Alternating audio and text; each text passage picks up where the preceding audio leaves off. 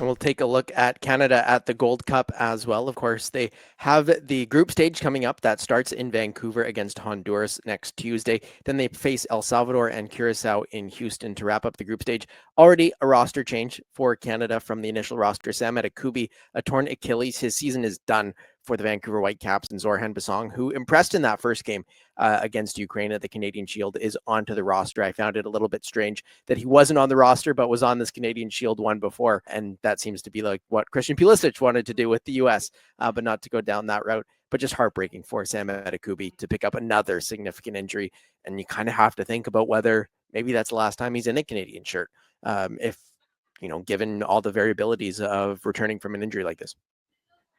Yeah, well, I think for Sam Adekugbe, I think first and foremost, you think about him during this recovery just because he's had such a rough few years personally, club level, and then for the national team ever since Jesse Marsh come in. Like, these were his first 2 games at the Canadian Shield, and he played well in both. Like, it was a nice reminder of, oh, this is why we've been waiting to see him play, because every time he'd come close to making a squad or Copa America, there'd just be something that would get him.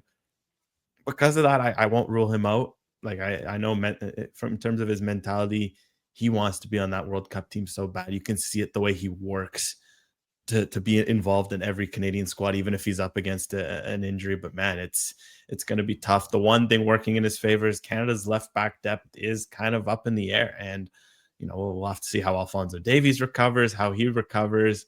I guess this will offer a lot of chance for Basong in the near time. You have to imagine we see a Luca Petrasso in the fall. If he continues to hit a good stride with Montreal, I'm sure there'll be some other left backs that emerge throughout the year in MLS and in Europe. Raheem Edwards is always around as a good, capable option if you need. But you look at all those guys, I could see a reality where Adekugbe comes back. Maybe this extended injury break is what he needs to just, throw all these health concerns behind him. So prayers up for the recovery, and hopefully it goes as well as possible. So good news is guys like Kevin Durant showed, like, an Achilles in your 30s, like 10, 20 years ago was career ender. And I think now there's still hope that you can recover and still come back at a good level.